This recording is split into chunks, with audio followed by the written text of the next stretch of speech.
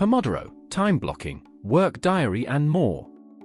All these techniques in Notion, more specifically in this template to maximize your productivity, your efficiency and save time and work on your projects.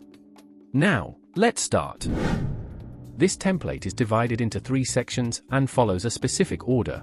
The first thing is to write all your work, then we will extract the tasks from the writing and put them in the task database, and finally we will divide the tasks into time blocks. We will start by creating a new template in reflection work. Capture all your work in writing. The purpose of this is so that you have a better image of your work. Then we will write all the tasks we have to do in this database. You can put subtasks in the same tasks.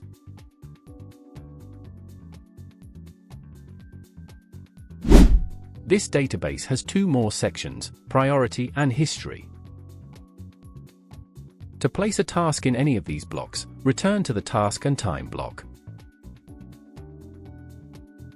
Lastly, I would like to tell you that if you liked the video or found it useful, please like and subscribe if you want more Notion content and templates.